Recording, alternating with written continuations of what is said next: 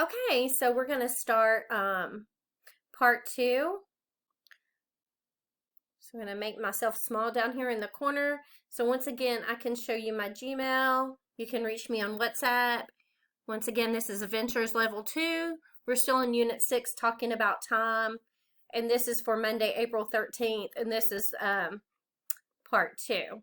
So we were on page 78, and you were going to fill out a timeline for someone, and you're only covering 3 different events in their timeline. So it might look like this. My partner's name is, I'm going to talk to my daughter Bailey. Several events that were important to her life, because she's a girl. First, Bailey, what was important to you? Moving to Georgia. First, she moved to Georgia.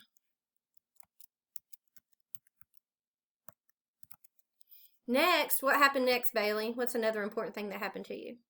Got into college. Yeah, next, she was accepted. I can't spell. Into college. And last, what was the last thing that was happened to you, Bailey? Sworn into the military. Yes, she was sworn, S-W-O-R-N, into the military. All right, so some events for Bailey were that she moved to Georgia. Next, she was accepted into college. And last, she was sworn into the military. So when you write your narrative on about the 3 things that should look something similar to that, obviously the name would be different and the events would be different, but the layout would be the same. Okay? So let's go to part B. We're going to read about Bohey and his company newsletter. A company newsletter, guys, is kind of like some companies will put out newsletters from where you work, like the school I work at they put out one. I think it's weekly, and then the district puts out one monthly. But it will have big events that the company is doing. If anybody got awards, or it will have if somebody got promoted, like anything that's going on inside the company. And it's just kind of like a place where they can make regular announcements. Okay, so let's go ahead and read about Bohey. A new employee, Bohey Chang. I was born in 1994 in Beijing. I started university in 2012.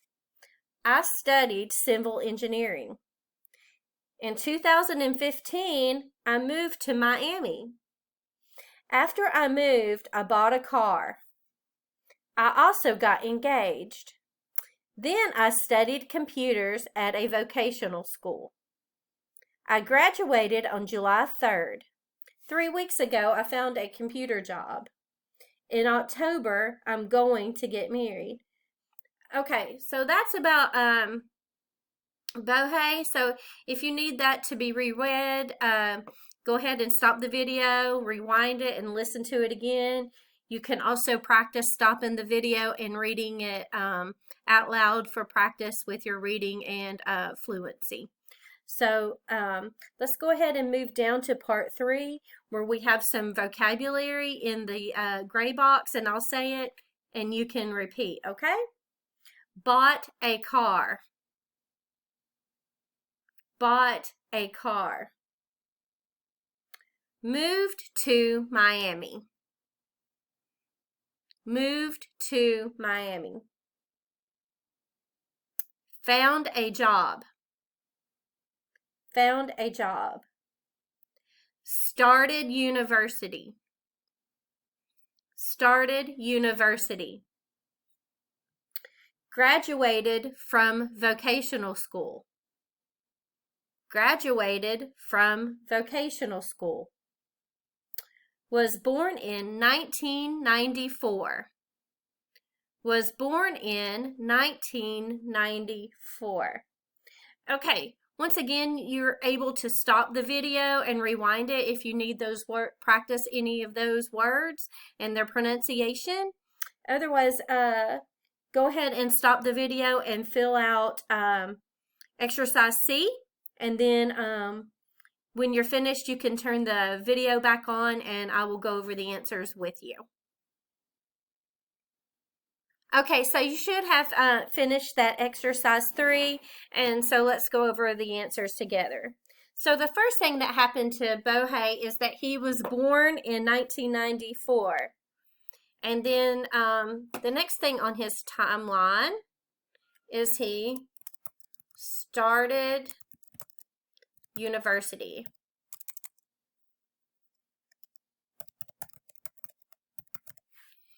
Right? And then the third thing we read about was that he moved to Miami. Miami's a city, so we're going to capitalize Miami. Okay. Number 4, he bought a car.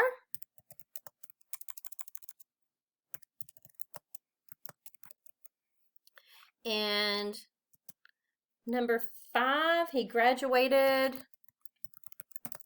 from vocational school.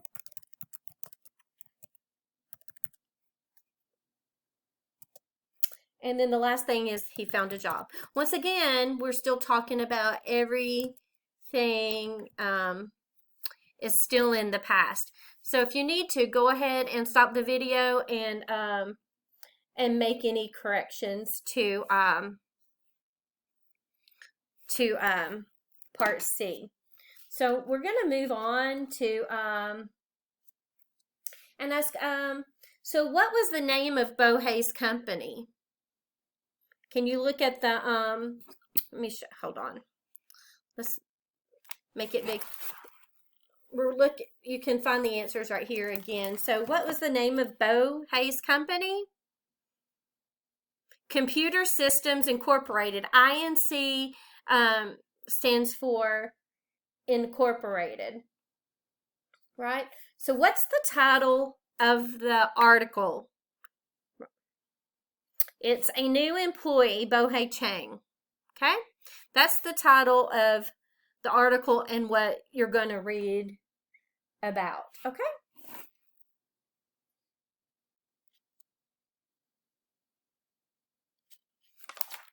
So let's go ahead and turn to page 79.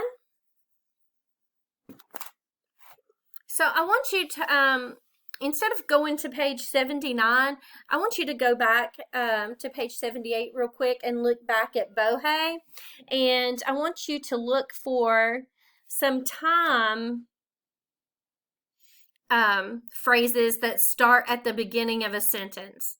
So the one that I see, well, there's a couple, but see how it, the very last sentence in, or the next to the last sentence in the paragraph, 3 weeks ago, I found a computer job.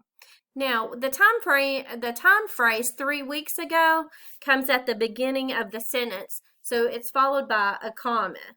So it's going to say 3 weeks ago, comma, I found a job. And the same thing for the last sentence. In October, comma, because in October is your time phrase, and it's going to be a comma after that. So in October, comma, I'm going to get married. So those are the things that we're going to focus on today to add into our writing, right? So I want you to look at page. Now look at page 79, and at the top of the page, part D, number 1 says, I started college.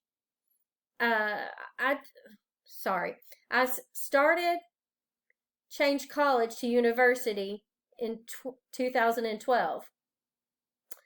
So we're going to write this with the time phrase at the beginning. So we're going to say in 2012, comma, I started change college to university. Actually, that sentence is written in very bad English, so it should say, don't copy this down, because that is not good English. I think that's a mistake. Comma, I changed from college to university.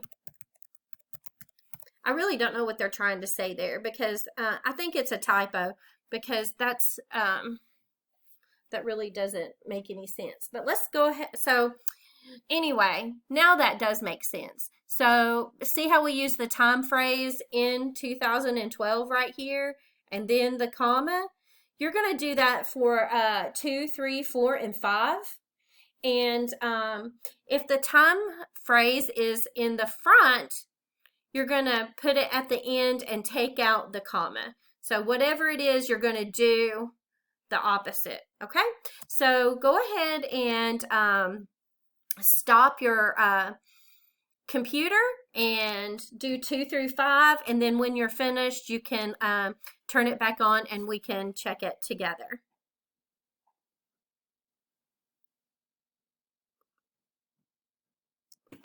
Okay, so you have had time to do 2 through 5. So the first one says, in 2005, I moved to Miami. Because the time phrase in 2015, is in the front, we're going to take it and put it at the end and remove the comma. So we're going to say, I moved to Miami in 2015. Okay, so see how we move the time phrase to the end of the sentence, so it does not require a comma. So number 3, I graduated on July 3rd.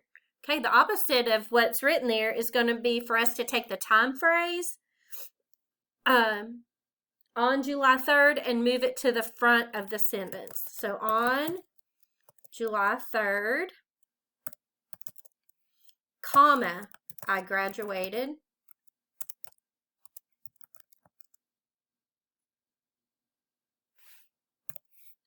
Okay, so we have the time phrase on July 3rd now at the beginning of the sentence, and it requires a comma.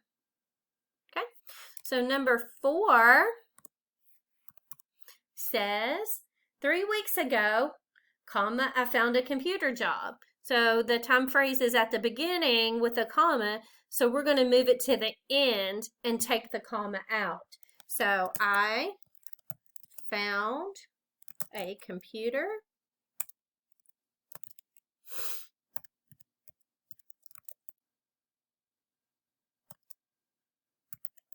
job 3 weeks ago. Okay, so I found a computer job 3 weeks ago. So 3 weeks ago, your time phrase is at the end, and it does not require the comma now. Okay, so 5. In October, comma, I'm going to get married. So we're moving that time phrase again to the end of the sentence and taking out the comma. So I'm going to get married in October. So there you go. I'm going to get married in October. So the reason that we do this is just to both are correct. That's the way we talk, and that's the way we write in English. But we can use different ones to mix up when we're writing. You don't want to write the same way, the same thing every time, especially if it's you're doing anything that's literary. Okay? So let's go ahead and look at part E. And that's going to be where you fill out your timeline. Things, those life events that were important to you. Now remember, we talked about life events before.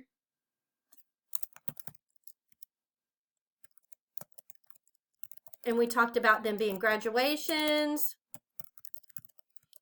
births, deaths, getting married, getting divorced, moving. Especially some of you guys, when you've moved to another country, that's a huge life event, right? So those are some of the life events that we, getting promoted at work. Okay, so those are some of the life events that we've covered in there. So go ahead and stop the video and fill out your timeline, and then we will get back together and we will cover it and check what you've written. Okay, so you should have had time to write a paragraph about yourself after you filled out your timeline. So I'm going to put mine up here. Let's make it just a little bit bigger.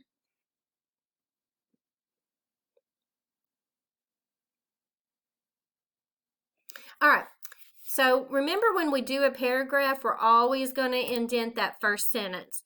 So I tabbed it over because that's how we write in English. So my name is Angela, and I was born in 1972. I graduated high school in 1990 and began college.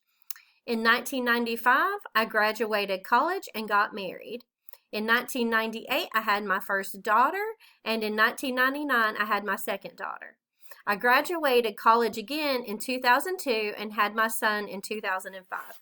So obviously I've had more life events than that, but I was choosing some of the bigger ones, and that's how we would write about ourselves.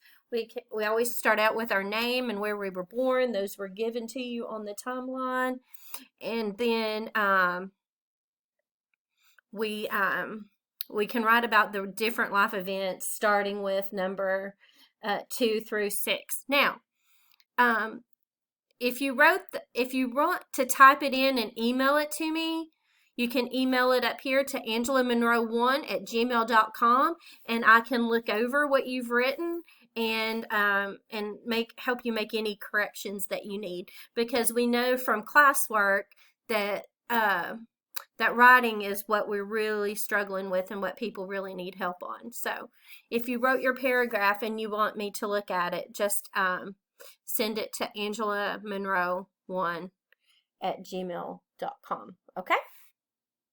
Now what I would like for you to do is the paragraph that you have written, if there's someone at home and they don't have to be in our class, could you read that paragraph out loud to them? Once again, it's good practice for reading and fluency.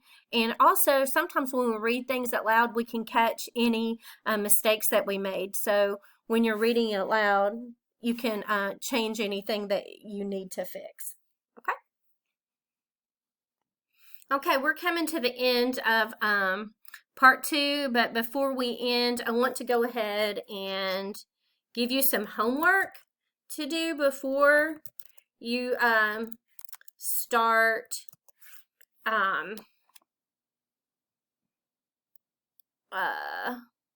the third part. So I want you to do pages 74 and 75.